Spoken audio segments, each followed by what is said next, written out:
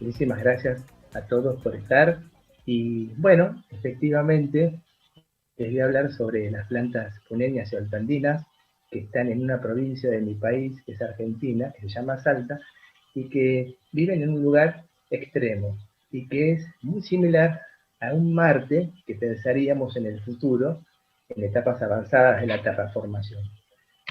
Y el título arranca con la palabra plantas vasculares. Vieron que siempre la gente busca microbios, microalgas, de hecho hemos encontrado mucho de eso, pero también nosotros quisimos ver qué pasa con los organismos avanzados o más complejos, como por ejemplo las plantas vasculares.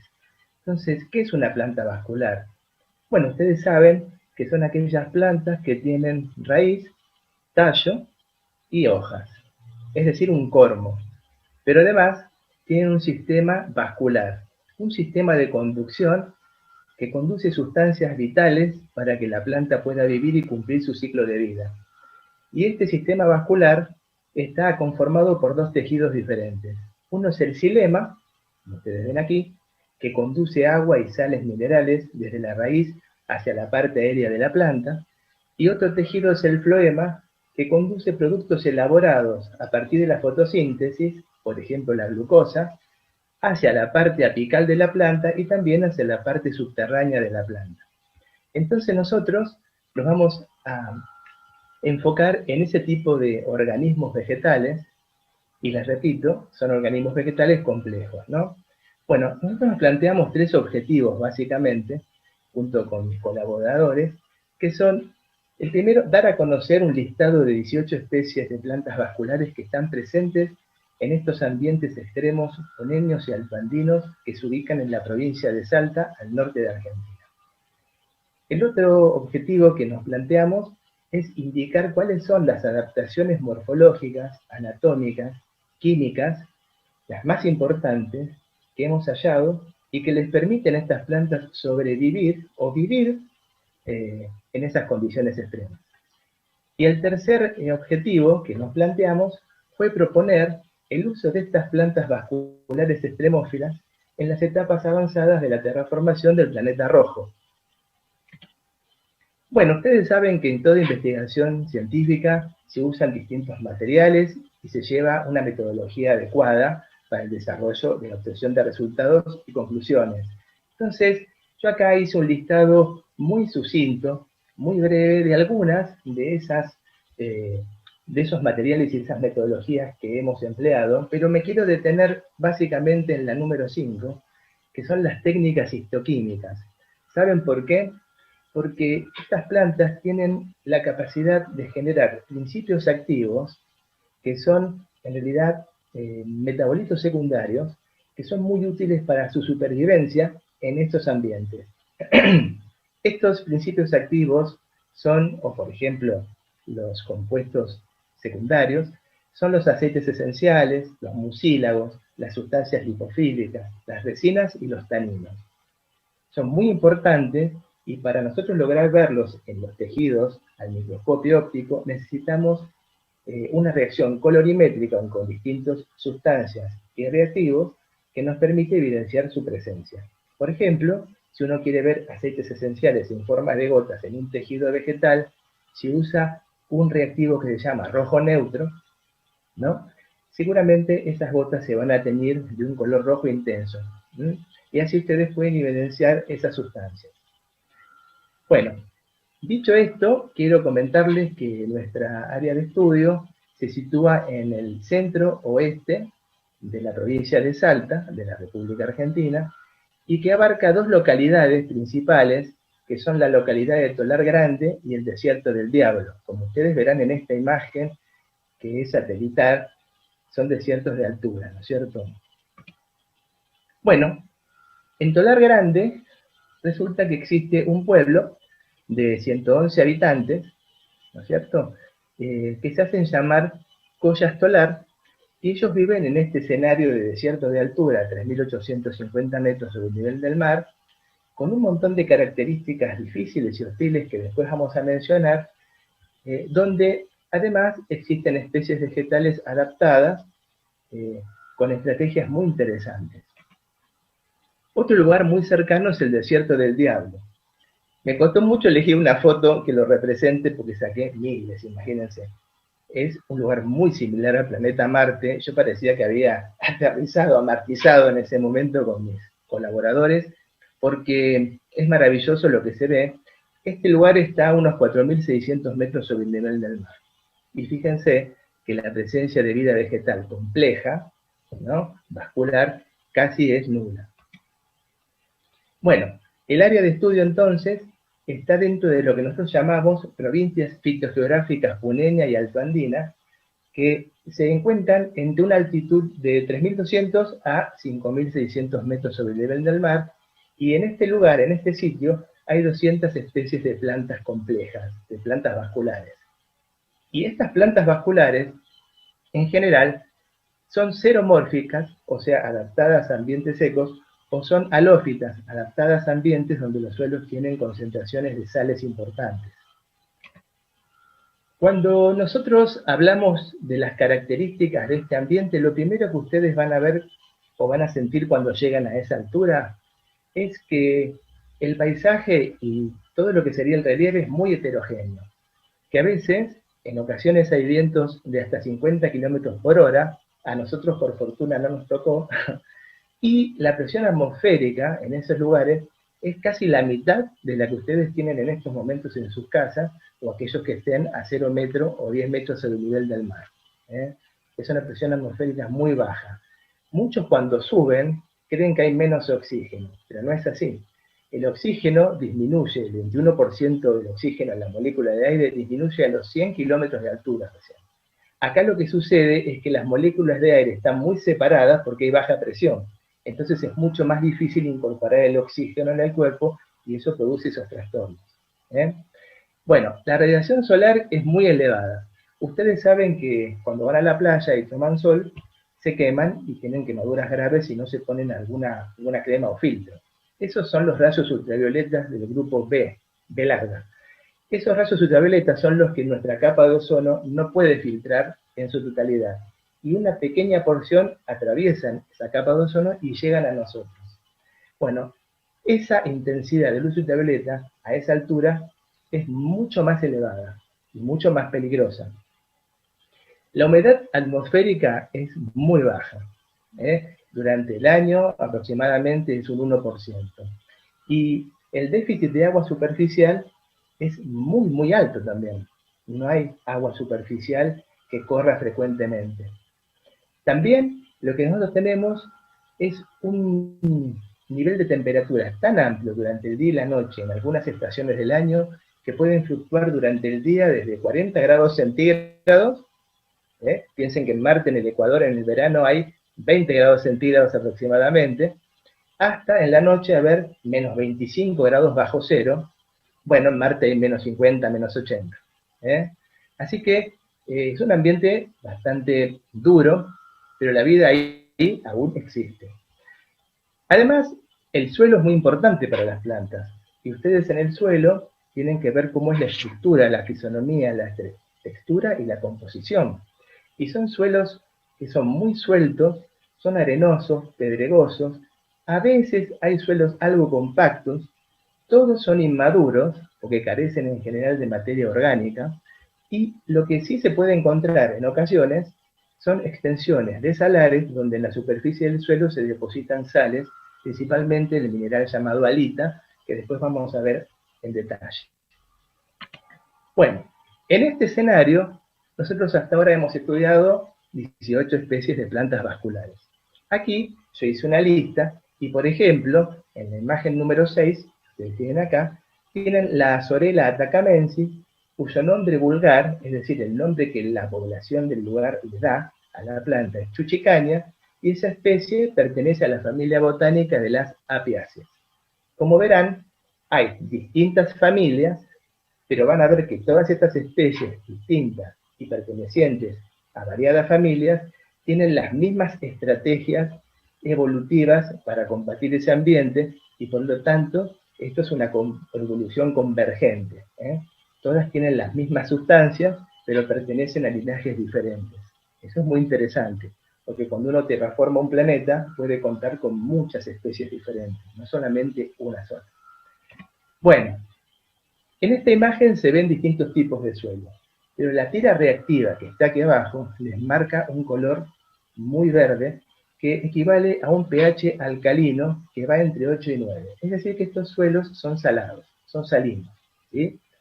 Y una cosa que es muy interesante de estos suelos es que cuando ustedes analizan la superficie, y con mis colegas y colaboradores nos ha pasado, la temperatura era de 30 a 40 grados, pero cuando nosotros excavábamos unos centímetros, no más de 50, la temperatura ya era de 15 grados y además esa poca agua que llueve una vez por año queda acumulada entre este suelo de una manera compacta. Entonces tengan en cuenta esta característica del suelo y compárenla con Marte, que es un permafrost, ¿no? Porque después van a ver que tiene relación con una adaptación de las plantas. Estos suelos están formados por muchos minerales fragmentados, ¿no? Aquí, por ejemplo, tenemos un trozo de suelo del desierto del Diablo, que es arcilloso, rojo, porque es rico en óxido de hierro, y en la superficie ustedes van a ver ciertas estructuras mamelonadas, ¿sí? Como bochas de arcilla. También se pueden encontrar concentraciones de sales en superficie, acá hay una muestra, acá hay otra, y esos cristales de halita, vistos a la lupa para que ustedes los disfruten, porque son muy bonitos. Bueno, esos cristales de halita, esos minerales, también están teñidos con óxido de hierro, por eso cuando ustedes van a ese lugar, parece la superficie marciana porque es toda colorada. Es muy bonito y la sensación que da es maravillosa. Bueno, otros minerales que encontramos son trozos de cuarzo, también encontramos feldespato, encontramos trozos de yeso, encontramos feldespatos con formas triangulares, encontramos minerales máficos de color negro y también encontramos clastos de volcanitas. Estas estructuras del suelo, yo les dije que eran inmaduras, pero que tenían muy poca materia orgánica. Y aquí mostramos con una flecha fragmentos de raíces muertas de algunas plantas que vivieron sobre ese sustrato en algún momento. Bueno, las plantas entonces en estos ambientes tienen múltiples características adaptativas, pero ustedes piensen que en un ambiente tan hostil como el que describimos, las plantas tienen que tener una menor superficie expuesta al ambiente.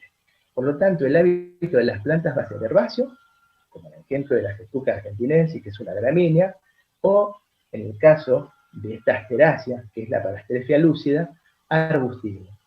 Y aún la estructura aérea arbustiva es esferoidal o semiesférica, porque una superficie esférica está menos expuesta al medio ambiente.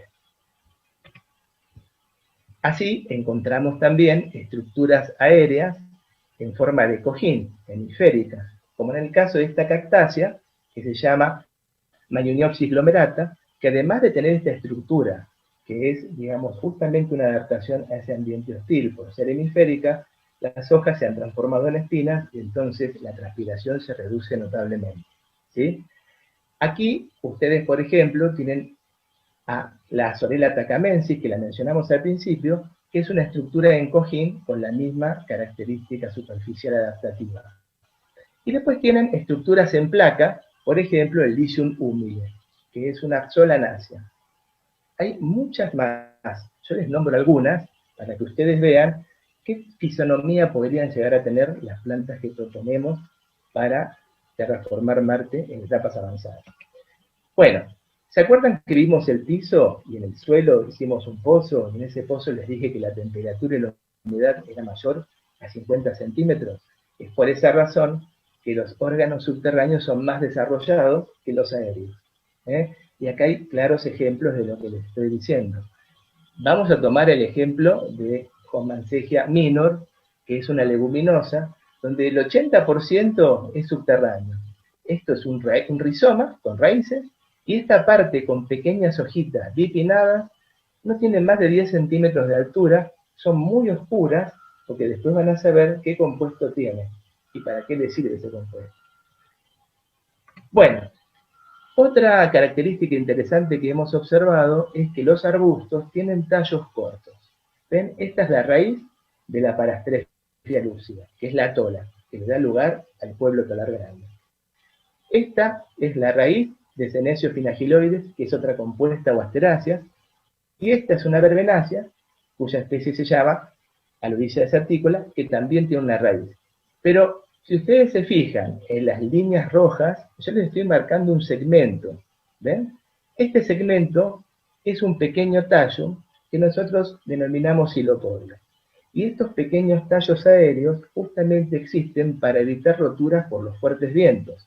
Y ustedes se preguntarán, pero la otra parte hemisférica y ramosa, justamente esa parte hemisférica ramosa es hemisférica y es aerodinámica. El viento va a impactar mucho más sutilmente que si fuese algo plano, porque la rompería con facilidad. Es una cuestión mecánica. Bueno, otra adaptación que hemos visto son los órganos crasos, o sea, tienen hojas crasas acumuladas de agua, porque para eso justamente necesitan ese sistema, porque en la zona es muy árida. También, para eliminar menos agua, hay muchas espinas en vez de materia foliar, en vez de hojas. Si ustedes se fijan, ustedes aquí tienen, por ejemplo, células epidérmicas lobosas en las hojas, con una pared periquinal muy ancha, muy gruesa, que filtra la radiación ultravioleta, ¿sí? Y estas células acumulan agua.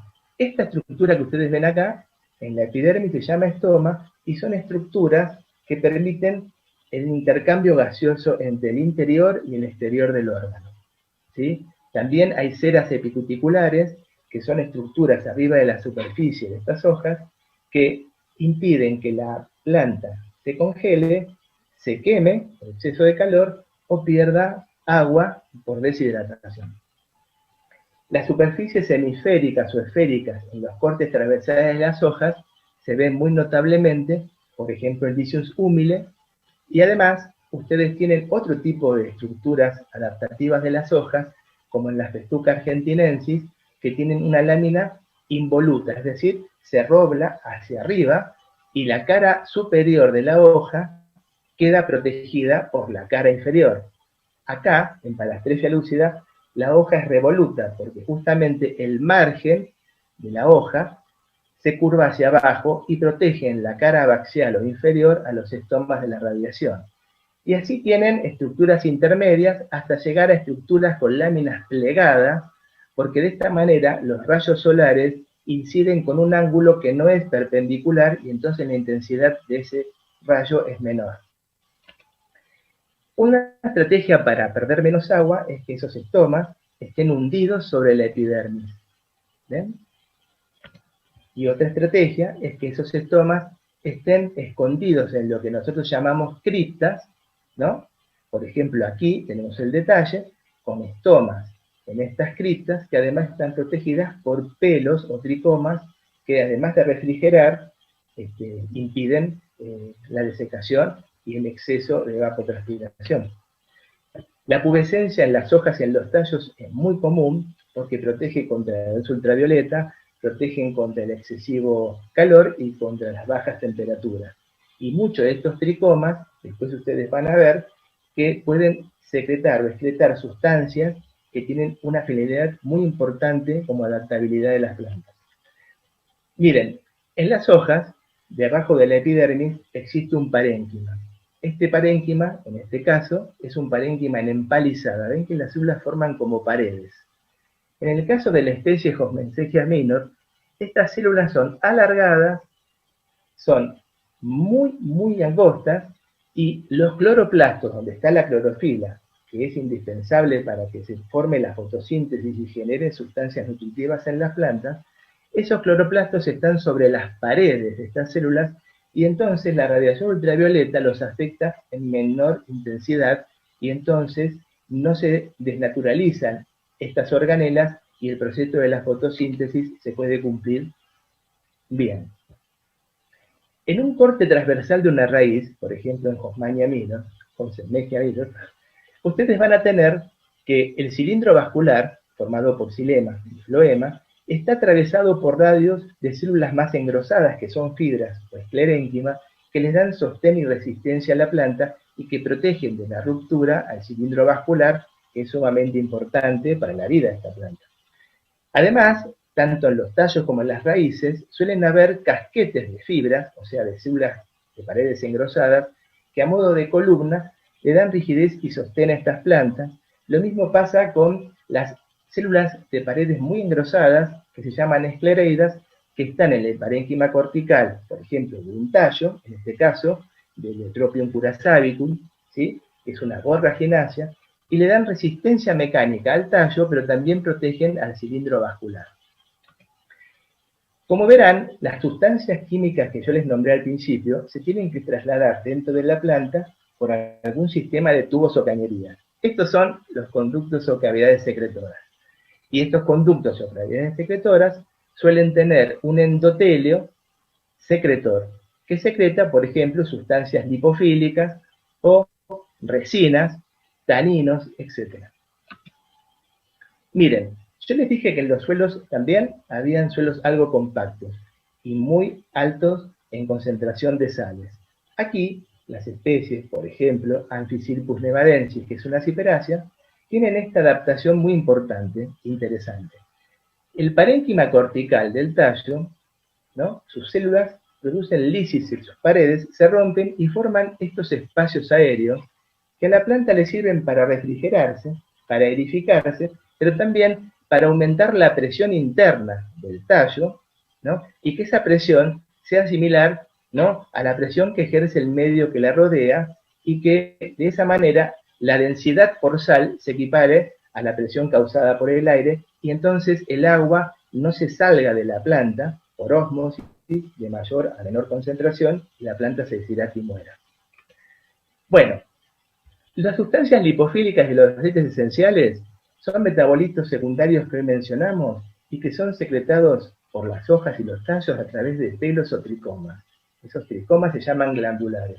Y aquí, con distintas colorantes, hemos marcado a estas sustancias, que son sumamente útiles porque tanto los aceites esenciales como las sustancias lipofílicas se apoyan sobre las superficies de estas plantas, porque la mayoría son aromáticas, y forman un filtro contra la luz ultravioleta UV-B, y además forman una capa aislante ante las bajísimas temperaturas o ante las altísimas temperaturas.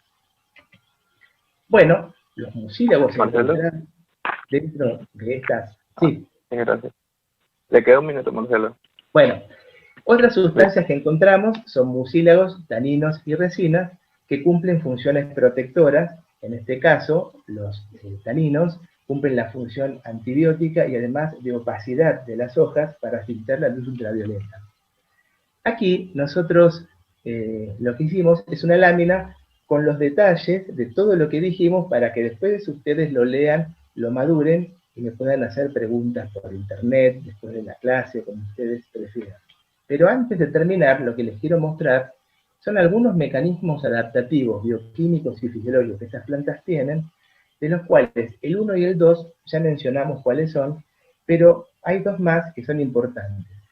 Estas plantas tienen proteínas anticongelantes que evitan que el agua del citoplasma celular se congele ante la baja de temperatura, porque estas proteínas se adosan a los primeros cristales que se forman e impiden su crecimiento.